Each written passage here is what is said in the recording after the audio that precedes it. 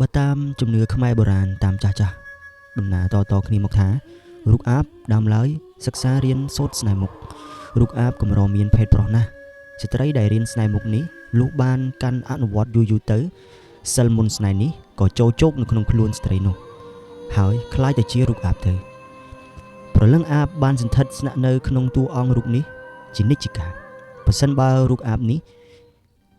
ថ្នាក់អអន់ចិត្តខឹងនឹងអ្នកណាមួយព្រលឹងអាបទៅធ្វើអ្នកនោះឲ្យចុកពោះឈឺពោះឬឡប់បាត់ស្មារតីនិយាយលែងដឹងខុសត្រូវតែម្ដង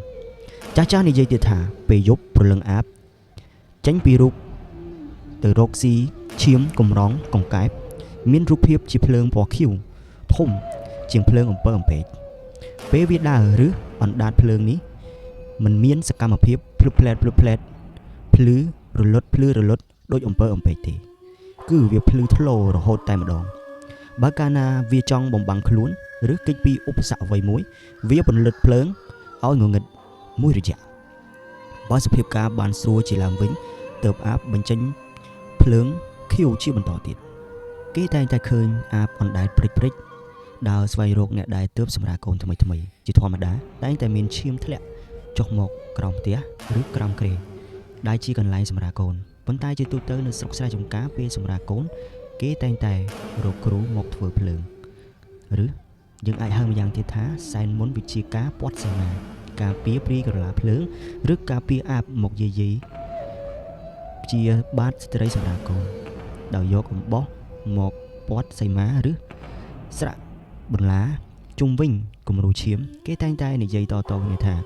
គេឃើញរូបភាពអាបជាពូវៀនធ្លាក់ចុះមកដីឯភ្លើងខៀវផ្នែកខាងលើគឺជាក្បាលអាបគេថាពូវៀននោះគឺជាពូវៀនរបស់ស្ត្រីដែលជាតួអង្គរូបអាបនោះឯងលុះស្វែងរកស៊ីចំណីនៅក្នុងពេលយប់បានឆ្អែតឆ្អន់ហើយព្រលឹងឬរូបភាពអាបក៏វិលចូលនៅក្នុងតួអង្គរូបជាមនុស្សវិញ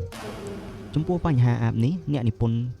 រឿងភាពយន្តខ្មែរបានតែងជារឿងមួយមានចំណងជើងថាកូនអើយម្ដាយអាបនៅក្នុងសម័យទសវត្សរ៍ទី70ប្រសិនបើនៅក្នុងពេលរកស៊ីមានតាក់ជាប់ស្អិតនៅក្នុងបន្លារើពំរួចឬក៏ត្រូវគ្រូសិលណាមួយចាប់បាននោះគេហៅថារូបអាបជាមនុស្សវិញនឹងត្រូវឈឺស្លាប់ភ្លាមនៅក្នុងភូមិនានានៃស្រុកស្រែចម្ការអ្នកផងតែងតែខ្លាចរូបអាបនេះណាស់បើកាលណារូបអាបនេះមកទិញខ្ចីឬសុំអ្វីតែងតែបំពេញចិត្តគាត់ភ្លាមធ្វើយ៉ាងណាកុំឲ្យគាត់ខឹងព្រោះខ្លាចប្រលឹងអាបមកធ្វើប៉ុន្តែជាចៃដន្យបើយាយរូបអាបឈឺស្លាប់ដោយត្រូវសិលគ្រូខ្លាំងពូកែណាមួយឬស្លាប់ដោយអស់អាយុសង្ខារនោះអ្នកស្រុកគេហាក់ដូចជាធូរចិត្តច្រើនណាស់ព្រោះគេលែងមានអ្នកឲ្យទុកដល់គេទៀតលោកតាកឹមផុងបានមានប្រសាសន៍ថាគាត់បានរៀនសូត្រមន្តគាថាខ្លះដែរសម្រាប់ការពារអំពើរបស់អាបឬសម្រាប់ចាប់អាបកុំឲ្យមកធ្វើទុកបុកម្នេញរបស់អ្នកស្រុកឬបណ្ដេញអំពើអាបអាក្រក់របស់អាបឲ្យវិនិច្ឆ័យខ្ចាយនៅក្នុងគោលបំណងជួយសង្គ្រោះញាតិអ្នកស្រុកពីការព្យាបាទរបស់អាបជាញឹកញាប់ជាងគេ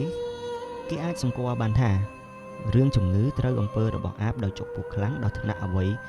ពុំអាចត្រូវគេសង្កេតឃើញតែកែវភ្នែកអ្នកជំងឺចេះតែក្រឡាប់ចាក់ខុសពីធម្មតាបើមានសញ្ញាបែបនេះគេច្បាស់ទៅជាអញ្ជើញគ្រូសិលមុនដើម្បីមកបណ្ដេញនិងកម្ចាត់អំពើរបស់អាបគ្រូសិលមិនមែនអាចសិតតែសម្រេចបំណងដេញអាបបានទាំងអស់ទេបើគ្រូសើជាងអាបនោះសែបមុនបណ្ដេញ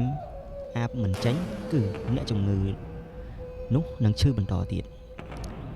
ជួនកាលអាបបានចំអកលក់លើយឲ្យគ្រូតាមរយៈអ្នកជំងឺមានខំបណ្ដាតញាក់មុខពេបមាត់ដាក់គ្រូឬពោគឺថាយើងមិនខ្លាចឯងទេអញ្ជើញថយចេញជាប្រញាប់ប៉ុន្តែគ្រូនោះខ្លាំងពូកែខាងសិលសាស្ត្រមុនគាថាវិញគេមានសមត្ថភាពឬមជ្ឈបាយដល់ស័ក្តិសិទ្ធិដើម្បីបណ្ដេញអាបឲ្យខ្លោចខ្លាចឲ្យចេញឬចាប់ចងអាបសួរចម្លើយឲ្យប្រាប់ឈ្មោះប្រាប់ទីកន្លែងដែលវានៅគ្រូខ្លាំងអាចធ្វើឲ្យអាបឈឺហើយស្រែកទ្រហោយំអន្ទះអន្ទែងញាត់ដៃញាត់ជើង សន្យាថានឹងលែងមកធ្វើបាបអ្នកស្រុកអ្នកភូមិទៀតហើយតាមរយៈសម្ដីរបស់អ្នកជំងឺអាបអង្វរគ្រូថាសូមមេត្តាកុំសម្លាប់ព្រោះយើងមានកូនច្រើននៅក្នុងបន្ទប់បើគ្រូសម្លាប់ខ្លួននឹងចោលកូននឹងនៅកំព្រាលំបាកវេទនាជាក់ជាមិនខាន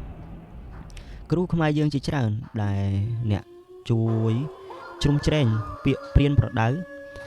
របស់ព្រះពុទ្ធសាសនាម្ល៉េះហើយគេតែងតែមានធម៌មេត្តាអត់ទោសសន្តោសប្រណីដល់អាបគ្រាន់តែវាយដោយឫទ្ធិនៃមន្តអាគម